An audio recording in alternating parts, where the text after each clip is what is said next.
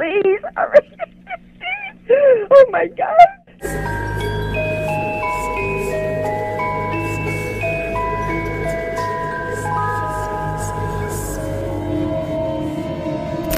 Hey guys, welcome back to my channel. Nama aku Rio, and this is The Mirror. Kok aku berasa jadi kayak dukun ya nengok background kayak gini? Finally, kita kembali lagi ke segmen favorit of all the time. Segmennya kita semua. Dan konten untuk kalian yang nggak pernah nonton video aku kecuali 911. Nah, aku harap di video mirror kita yang terakhir di tahun 2022 ini, konten 911, konten kita semua bisa kalian sukai dan semoga kalian puas dengan video kali ini. Oke guys, nggak usah berpanjang-panjang lagi intronya, mari kita lanjutkan membahas kasus-kasus menyeramkan di Amerika Serikat. Ketika mereka berada dalam situasi berbahaya bahkan mengancam nyawa yang terekam dalam telepon kepolisian 911. And now, before video udah selesai, the mirror mode. Slangket.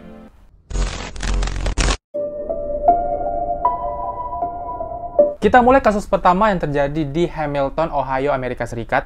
Pada 28 Februari 2017, jam 7 pagi, 911 mendapat panggilan dari seorang gadis berusia 14 tahun bernama Mariah Ponder, di mana dia nelpon polisi untuk mengaku bahwa dia baru aja menembak ayahnya sendiri, James Allen Ponder, yang berusia 71 tahun. Nah, sebelum aku jelaskan detailnya gimana, kita dengar dulu rekamannya. 911, what's the address of the emergency? Hi. The address is... Yes, Hamilton, Ohio. Okay, what's going on there? Can somebody come? Okay, I need to know what's going on. I'm sorry.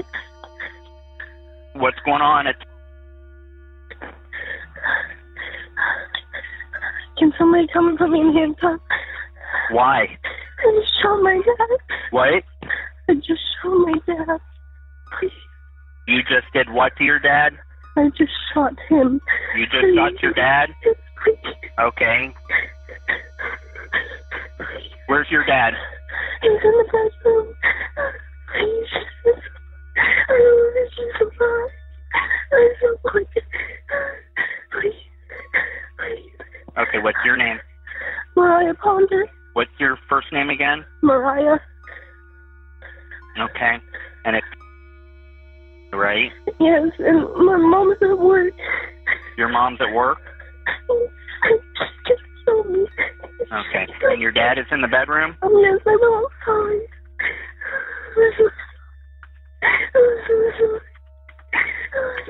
Where did you shoot your dad?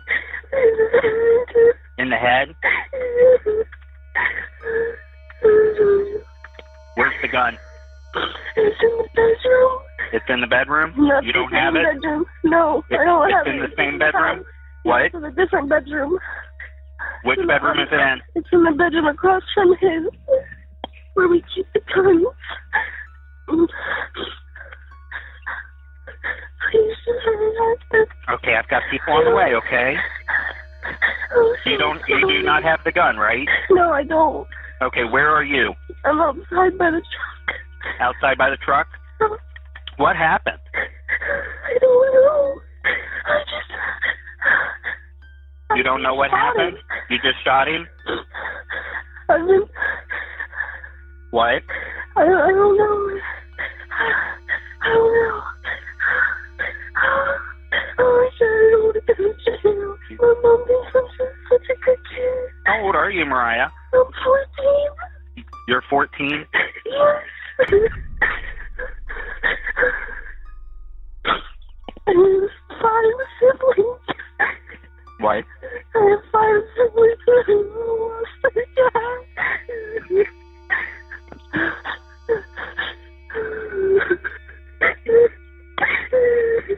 I'm not gonna go to jail. What? I'm not gonna go to jail. I don't know.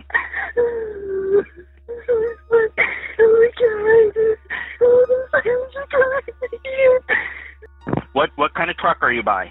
A green truck. It's By a green truck? not too far. It's a driveway and it turns off. It's a really long driveway. I see them. Nah, saat polisi sampai di TKP, polisi mengatakan kalau kepala James ini tertembak tepat di antara kedua matanya. Jadi di sini nih. Nah, saat itu tubuh James langsung dibawa ke rumah sakit Fort Hamilton. Tapi karena rumah sakit itu nggak bisa menangani tubuh si James dengan tanggap, nggak tahu alasannya kenapa. Akhirnya James dibawa ke rumah sakit lain di daerah Cincinnati. Tapi sayangnya karena luka-luka yang fatal, James nggak bisa diselamatkan dan dia meninggal dunia di perjalanan. Nah, terus apa yang sebenarnya terjadi? Kenapa bisa bocah 14 tahun si Mariah ini menembak ayahnya sendiri? Nah, kasus ini ditangani oleh seorang sersan polisi, Brian Robinson, yang langsung mewawancarai Mariah di kantor polisi dan nanya apa yang terjadi pada pagi hari tadi. Dan interview si Mariah ini berjalan selama 2 jam. Nah, sembari interview itu, petugas polisi lain itu menggeledah rumah Mariah untuk menemukan petunjuk tentang apa yang terjadi. Dan diketahui bahwa ibu Mariah dan 5 abangnya itu ternyata nggak ada di rumah pada saat itu. Jadi di rumah itu hanya ada Mariah dan ayahnya. Polisi menemukan pistol tangan 9 mm dan pistol semi-otomatis Cobra 380, kemudian bantal yang berlumuran darah, tas buku, iPhone, 4 komputer, dan 1 notebook yang dirasa ada hubungan dengan kasus ini. Selama 2 jam interview, polisi nggak bisa menemukan jawaban pasti dari motif Mariah melakukan penembakan itu kepada ayahnya. Tapi Mariah hanya bilang kepada polisi, benar, aku yang menembak ayahku, aku bersalah, tangkap aku, borgol aku. Dan Mariah terus-terusan mengatakan minta maaf dan menyesal kepada polisi. Bahkan ketika kasus Mariah ini udah sampai ke pengadilan Juvenile Butler County, Mariah masih tetap mengatakan hal yang sama di pengadilan. Maaf, aku menyesal, benar aku yang melakukan, borgol aku, tangkap aku. Selalu itu yang dikatakan oleh Mariah. Nah, Sersan Brian Robinson yang mewawancarai si Mariah tadi mengatakan kalau emosi Mariah ini suka berubah-ubah selama wawancara. Misal dia lagi diam, tiba-tiba dia bisa nangis histeris. Waktu lagi nangis histeris, tiba-tiba dia bisa diam. Jadi begitu cepat perputaran emosinya. Dan Sersan Robinson mengatakan dia menangis tiba-tiba itu karena dia trauma mengingat apa yang terjadi di pagi harinya ketika dia menembak ayahnya itu. Nah, dengan keterangan Brian Robinson yang mengatakan kalau motifnya masih belum ketahuan, masih dalam penyelidikan, si Mariah ini kayak ada gelagat yang aneh tentang kasus ini. Justru polisi-polisi lain yang aku nggak tahu pangkatnya apa, bersikeras dan kekeh mengatakan kalau Mariah ini motifnya ya untuk membunuh ayahnya. Dia nggak suka dengan ayahnya dan dia tega mengambil pistol masuk kamar ayahnya dan menembak ayahnya di kepala. Yang entah kesimpulan itu dapat dari mana, dari hasil wawancara yang mana nggak tahu. Sementara ibu dan kakak-kakaknya si Mariah ini bersikeras kepada polisi kalau Mariah ini anak yang baik. Dia itu dididik dengan sangat baik, dia sangat sopan, sangat lemah lembut. Pastinya ibu dan para kakak-kakaknya si Mariah ini membela adiknya. Nah, keputusan akhir persidangan mengatakan kalau kasus si Mariah ini akan diangkat ke pengadilan orang dewasa. Tapi ibu dan kakak-kakak Mariah ini sambil menangis memohon kepada pengadilan untuk tetap membawa kasus Mariah ini sebagai kasus anak-anak, karena dia masih di bawah umur kan. Tapi karena polisi yang kekeh tadi itu mengatakan kalau Mariah ini dengan sengaja melakukan itu, jadi kayak perdebatan gitu loh, Mariah ini mau dihukum versi dewasa atau versi anak-anak. Tapi akhirnya Hakim Butler County memutuskan bahwa kasus Mariah ini tetap akan masuk ke kasus pengadilan anak-anak, yang artinya hukumannya yang nggak seberat hukuman orang dewasa. Dan hukuman ini tetap membuat Mariah ini harus mendekam di dalam sel anak-anak selama beberapa bulan. Nah, di sini teman-teman merasa ada yang aneh nggak dengan kasus si Mariah Ponder ini? Kalau aku sih sangat merasakan ada yang aneh. Entah kenapa aku ngerasa kalau dibalik insiden penembakan James Allen Ponder yang dilakukan oleh anaknya Mariah, itu ada orang lain di baliknya. Ada orang lain di belakang Mariah yang menyuruh dia menembak ayahnya.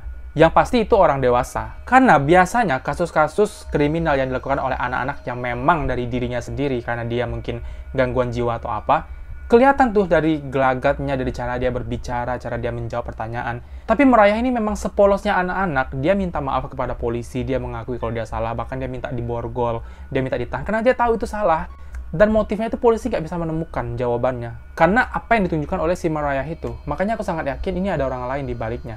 Tapi nggak tahu siapa. Nah, kabarnya nih, kasus ini masih dalam penyelidikan polisi. Tapi aku nggak nemu artikel tentang akhir dari kasus ini. Gimana, apakah udah ketangkap pelaku yang orang dewasanya, ataukah memang Mariah ini sebagai tersangka akhir.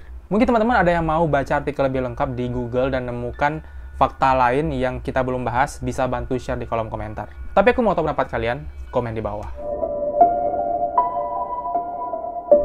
Oke, kalau biasanya kita mendengar rekaman 911 dari korban atau dari teman korban, sekarang kita akan dengar rekaman dari pembunuh berantai yang nelpon 911 tepat setelah dia membunuh seseorang.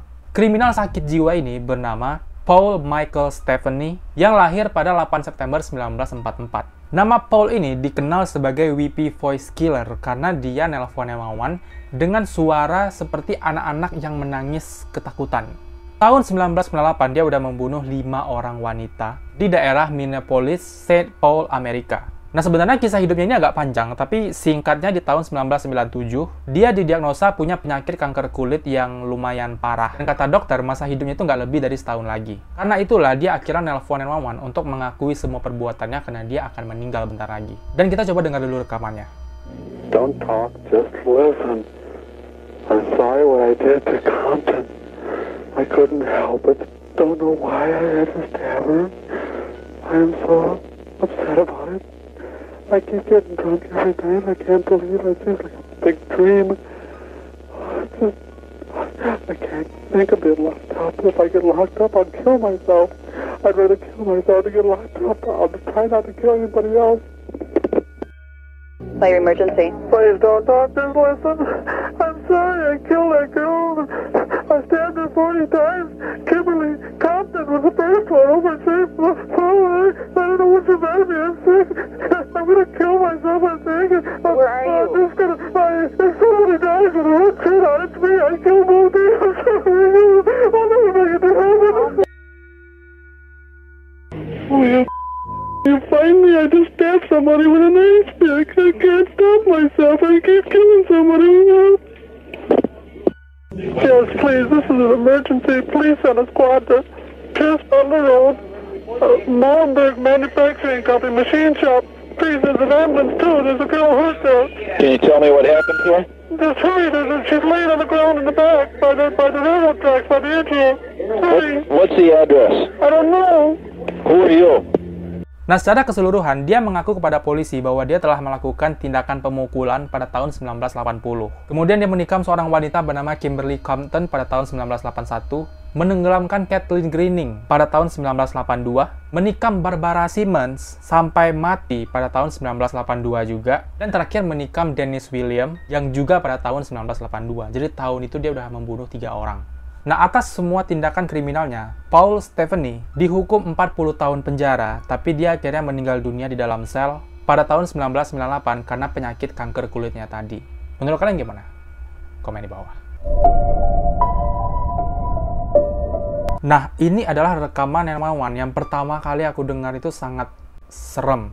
Seorang wanita bernama Sandra Harrell punya peliharaan seekor monyet atau simpansi bernama Travis. Monyet yang udah dia rawat seperti anak sendiri selama 14 tahun. Nah, selayaknya anak sendiri, si Sandra ini suka menjadikan Travis ini sebagai selebgram. Apapun kegiatan Travis di dunia nyata, akan difoto, direkam, diposting. Sehingga Travis ini memiliki banyak penggemar, banyak nih followersnya. Travis makan lobster di restoran. Travis punya kucing peliharaan. Travis yang suka berlari-larian dengan mesin pemotong rumput. Semuanya itu diupload oleh Sandra ke Instagram. Pokoknya Travis ini adalah simpansi yang sangat ramah, bisa berbaur dengan manusia, sangat pintar. Tapi pada hari itu, 16 Februari 2009, sahabat Sandra yang bernama Carla Nash datang ke rumah untuk silaturahmi, untuk main-main dengan si Travis. Carla yang biasanya datang dengan rambut panjang terurai, pada saat itu datang dengan rambut yang disanggul ke belakang. Nah, ketika Carla bersiap untuk menggendong Travis, saat itulah Travis mulai bertingkah aneh. Dia mulai menggeram, lompat-lompat sendiri, merasa panik, sampai akhirnya Travis melompat ke wajah Carla Nash dan mulai merobek-robeknya. Dia mencakar dan mendorong Carla dengan keras sampai Carla ini terlempar ke mobil. Dan saat itulah Travis menyerang habis-habisan wajah si Carla. Kelopak matanya dirobek, hidungnya dicakar, dikuliti, matanya dicongkel, habis itu dimakan sama si Travis. Salah satu tangan Carla terluka parah karena dirobek dan dikunyah oleh si Travis. Rahangnya sepenuhnya terkilir dari tengkoraknya, dan parahnya lagi Carla ini mengalami kerusakan otak. Dan setiap detik kengerian yang dialami oleh Carla bisa kita dengarkan dari rekaman telepon 911 antara Sandra Harrell kepada polisi. Ini rekamannya. Stand for 911. Where's your emergency? Oh, this is Sandy. 241 Rock Crimin Road. What's the Send problem? the police. Send the police. What's the problem there? The chip killed my friend. What's the problem with your friend? Oh, please. What's the problem with your friend? I need to know. Send the police up with a gun. With a gun. across a gun. Please hurry up! He's killing my girlfriend! What is the problem? He's killing my friend! Who's killing your friend? My chimpanzee! Oh, your chimpanzee is killing your friend. He ripped her apart! Hurry up! With a gun. Hurry up, please! There's someone on the way. With guns, please! Shoot him! What is the monkey doing? Tell me what the monkey's... He ripped her face off! He ripped her face off? He's trying to attack me! Please, Okay, hurry! I need you to calm down a little bit. They're on the way. Can you put yourself away? I don't want the monkey attacking you. Please, hurry up! Listen to me! They're on the way, ma'am. Guns! They gotta shoot him, please! Please, hurry! Are you there with your friend? I need you to help your friend. Can you go help your I friend? can't! He tried to attack me now! Is he still there with your friend? Yes, Okay, so then back off. Then don't get any closer, okay? They're already on the way.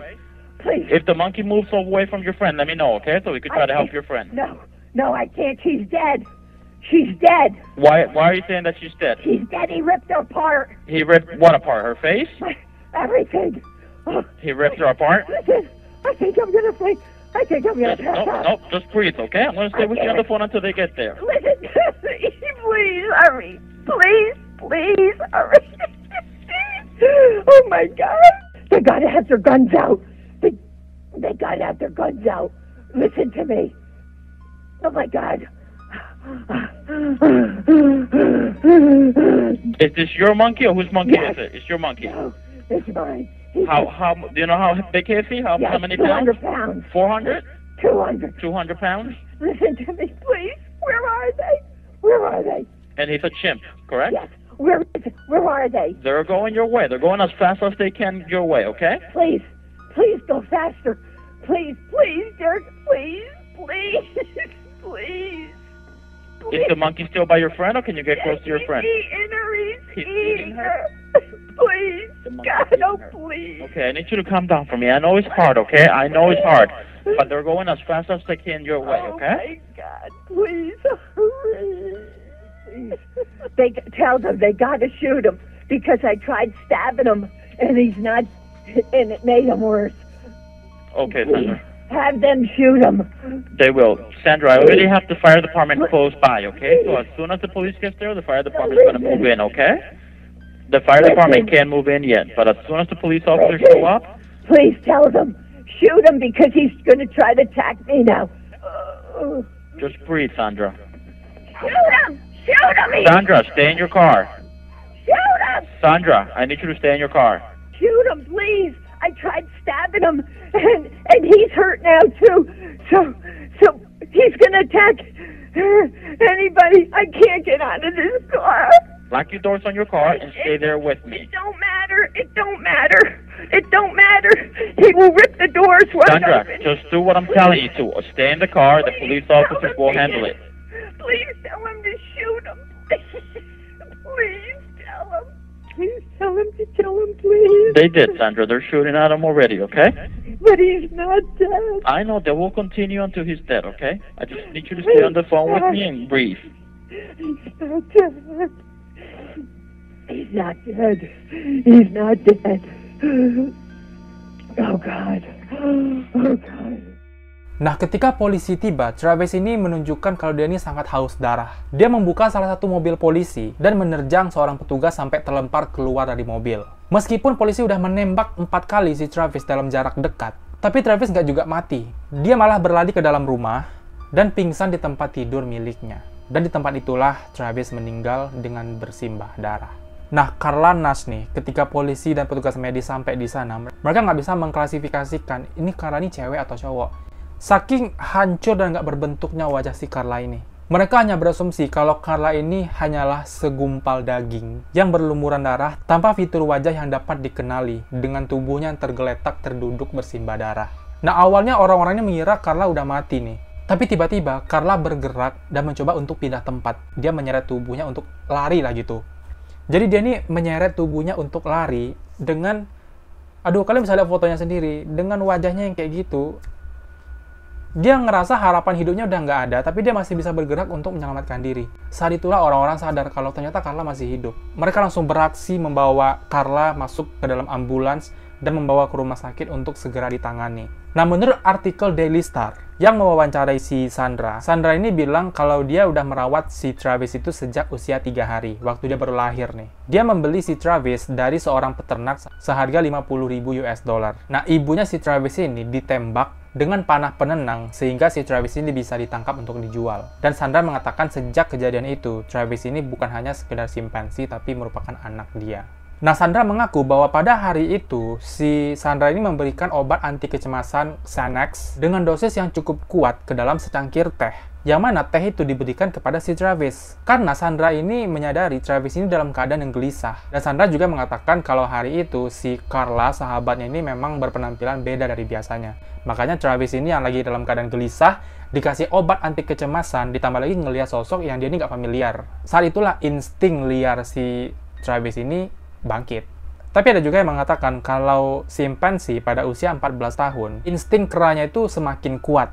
Atau mungkin bisa jadi juga Travis ini udah muak dengan kehidupannya sebagai selebgram. Nah, 15 bulan kemudian, Sandra Herold meninggal karena aneurisma. Dan dia dimakamkan dengan 2 buah guci di makamnya. Satu milik Travis, dan satu lagi milik putrinya yang udah meninggal. Satu-satunya orang yang selamat dari insiden mengerikan pada hari itu adalah Carla Nash, yang sekarang hidup dalam kegelapan, mengenakan wajah orang lain, dan sepenuhnya menggantung hidupnya kepada staf panti jompo, tempat dia akan menghabiskan sisa hidupnya.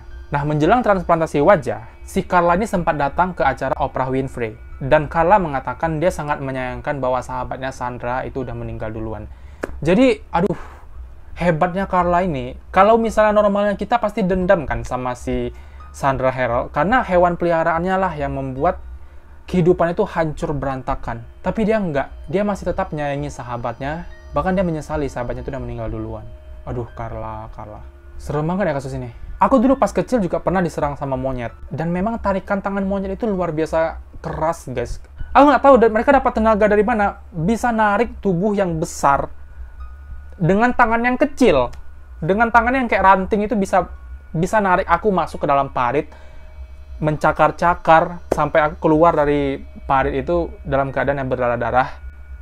Dan itu sedikit bikin trauma. Dan sampai sekarang aku nggak pernah mau mendekat sama yang namanya monyet, selucu apapun mereka. Makanya kalau ada temanku yang kayak monyet, aku langsung jauh. Canda monyet. Dan itulah kasus menyeramkan yang dialami oleh Carla Nash. Menurut kalian gimana? Komen di bawah. Dan kasus terakhir adalah kisahnya David Dunn. Pada 21 Juli 2019, di sebuah rumah daerah Elberfeld, ada 3 orang di dalamnya. Ada David Dunn yang berusia 35 tahun, ada sepupunya Joshua Nolan berusia 39 tahun, dan ibu Dunn. Jadi ceritanya mereka bertiga lagi nonton di dalam rumah dengan minuman alkohol dan snack-snack kecil-kecilan. Dan suatu ketika Dunn ini pergi ke suatu tempat, nggak tahu entah ke WC, entah dia ngapain. Pokoknya dia ini keluar dari ruangan nonton itu. Dan ketika dia masuk lagi beberapa saat kemudian, dia melihat pemandangan yang agak aneh. Dia melihat ibu Dunn ini seperti mengalami sesuatu, entah dipukul, entah didorong. Pokoknya dalam keadaan yang jatuh, semuanya berantakan, dan di lantai itu ada banyak uang kertas berserakan. Dan si Joshua Nolan itu lagi berdiri di hadapan ibunya si Dunn. Nah, Dunn nanya dong, ini ada apa kok tiba-tiba kayak gini berantakan? Dan Joshua mengatakan, sepertinya ibumu membutuhkan uang, makanya aku memberikannya. Tapi saat itu, David Dunn mengabaikan perkataan si Nolan, dia langsung mengumpulkan uang kertas itu dan memberikannya lagi kepada si Joshua Nolan. Tapi saat itu, Joshua melemparkan uang itu lagi ke lantai. Dan karena David Dunn ini emosi dengan tingkahnya si Joshua, mereka pun berantem. Mulai dari cekcok mulut sampai adu fisik nih berantemnya. Nah, menurut keterangan David Dunn, Nolan ini yang pertama kali memukulnya, makanya dia ini mukul balik. Dan karena Dunn udah diselimuti rasa amarah yang cukup besar, dia langsung mengambil pistol di rak terdekat dan menembak kepala Nolan. Pastinya Nolan langsung tewas di tempat. Kemudian ibu Dunn disuruh keluar dari rumah itu untuk pergi, dan David Dunn langsung nelpon 911 untuk membuat pengakuan. Ini rekamannya. 911. Yes, I just had a situation happen at my house, and I need police and EMT out here immediately. My address is 1038 Nobles Chapel Road. Okay, what happened? I had a fight break out, and my mother was here, and somebody tried to, I don't know, and it's my cousin, and I shot him. I need somebody out here. Okay, what was the address again? 1038 Noble Chapel.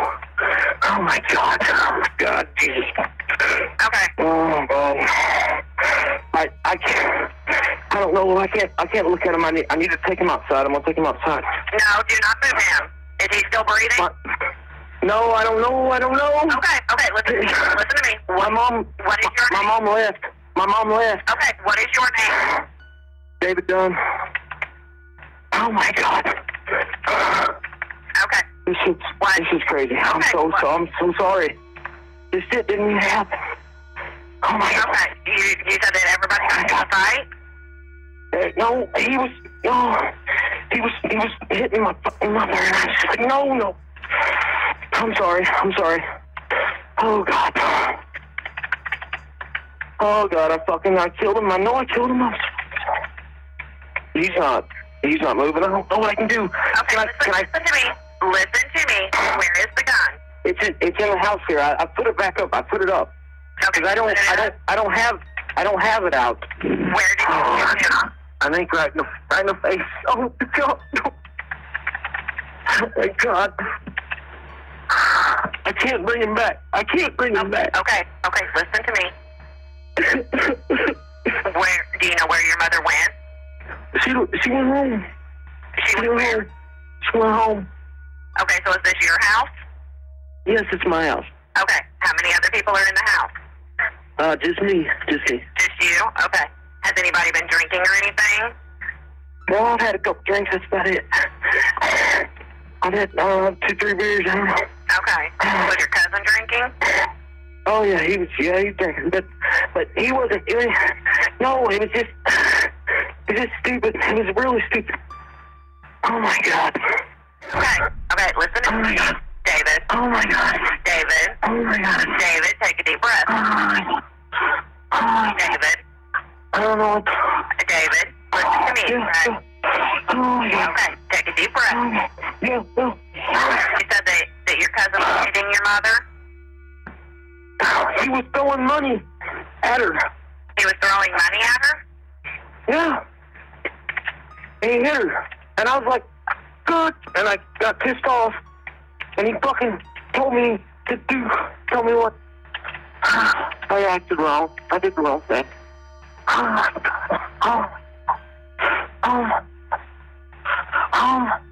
Nah, ini aku nggak tahu ya, apakah ibu si David Dan ini datang ke kantor polisi untuk melapor, atau polisi yang menemukan dia. Tapi ibunya David Dan ini mengatakan kepada polisi kalau pada malam itu nggak ada uang kok di ruangan itu. Kejadian ini memang terjadi. Nolan berantem sama si David Dan, Nolan yang dorong David duluan, dan David melawan karena nggak suka ditangani lebih dulu oleh si Nolan. Tapi nggak ada masalah tentang uang pada malam itu. Dan saat itu polisi bingung kenapa kesaksian David Dan berbeda dengan kesaksian ibunya. Singkat cerita, David Dan ini terbukti bersalah. Karena of course dia sendiri udah mengakui kan. Akhirnya David Dan didakwa dengan pembunuhan sukarela sebagai tindak pidana tingkat 2 di Warwick County Circuit Court. Obligasinya ditetapkan sebesar $10.000 cash. Tapi David Dan meminta pengurangan obligasi ini pada sidang pekan berikutnya, tapi permintaan itu ditolak. Dan David Dan tidak dijatuhi hukuman penjara, hanya denda $10.000 tadi. Why? Kenapa? Aku agak aneh sih dengan kasus ini, karena nggak ada artikel detail yang menjelaskan tentang jalan kasusnya. Kayak kenapa David Dan nggak dihukum penjara, padahal jelas dia bersalah membunuh Nolan, dan hanya hukuman denda. Terus kenapa juga kesaksiannya bisa berbeda dengan ibunya? Masih ada yang ditutupi dari kasus ini. So guys, itulah 4 kasus menyeramkan di Amerika Serikat yang terekam dalam telepon 911. Aku harap semoga pembahasan kita malam ini kalian sukai. Agak aneh ngomongnya, tapi semoga kalian terhibur. Dan pastinya semoga ada pelajaran yang bisa kita petik dari kejadian-kejadian yang tadi kita bahas. Nah, karena ini adalah video mirror terakhir di tahun 2022, aku mengucapkan selamat tahun baru 2023 untuk kita semua. Tapi entah kenapa 2022 ini terasa cepat banget berjalan ya. Apa ini tanda-tanda akhir zaman, semua waktu terasa berjalan cepat. Tapi aku harap kalian semua, aku juga mendapatkan pelajaran penting dalam kehidupan kita di tahun 2022 ini. Semoga 2023 kita bisa menjadi pribadi yang jauh lebih baik dari sebelumnya. Mungkin sebelumnya kita gampang marah, emosian, cemburuan, posesif, negatif thinking, pelit. Ya semoga 2023 itu udah nggak ada lagi. Ya kalaupun ada ya semoga itu hanya khilaf, bukan memang dari hati kita. Dan semoga di tahun 2023 semakin terbuka jalan untuk kita mencapai impian dan cita-cita kita. Kalian yang mau jadi apapun yang sedang kalian wujudkan semoga sukses. Dan semoga sukses juga untuk kita-kita yang berjuang untuk mendapatkan kehidupan yang lebih baik untuk diri sendiri ataupun untuk orang tua kita, untuk keluarga kita. Pokoknya semua yang terbaik lah untuk kita semua di tahun 2023. So, aku harap semoga kalian tetap betah di channel aku dengan konten-konten yang sekarang bukan hanya pembahasan misteri horor yang one-on-one, tapi juga pembahasan tentang film-film, karena aku suka film, aku suka nonton, aku suka share pendapat aku ke kalian semua, dan semoga kalian juga suka diskusi kita di kolom komentar. Dan ramaikan lagi channel ini guys, sudah mau 7.000 subscriber, lama kali sih. Ayolah, ajak teman-teman kalian subscribe channel ini. Cuma buka nama aku, subscribe udah. Kalian nggak tonton nggak apa-apa. Kalian nggak mau nonton juga terserah. Yang penting subscribe yang bertambah. Ya tapi aku cuma berharap semoga channel ini bisa kalian sukai apapun yang aku bawakan. Dan terakhir nih, Januari udah mau dekat. Seperti yang bulan kemarin kalau nggak salah aku bikin kontennya video ini. Aku udah minta izin ke teman-teman untuk bikin satu segmen baru, mini segmen yang khusus membahas alur cerita anime One Piece dari episode 1 sampai episode yang sekarang lagi berjalan. Kalau hasil survei di postingan komunitas ini sih, persen paling besar itu ya gas bikin, dan aku sangat excited. Semoga kalian yang belum tahu tentang rencana ini dan kalian taunya di sini, please support aku di kolom komentar. Semoga kalian setuju, karena ini bakal jadi sebuah segmen yang bagus dan menarik. Bahkan kalau kalian nggak suka anime sekalipun.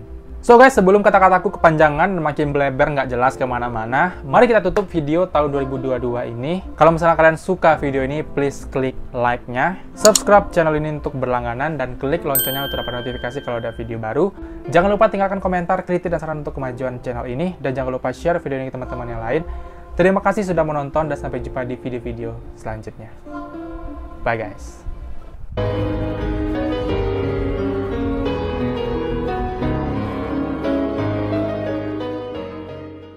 Nah, kalau biasanya kita mendengar tekan berikutnya, tapi permintaan itu... Nah, secara keseluruhan dia mengaku kepada polisi. Dan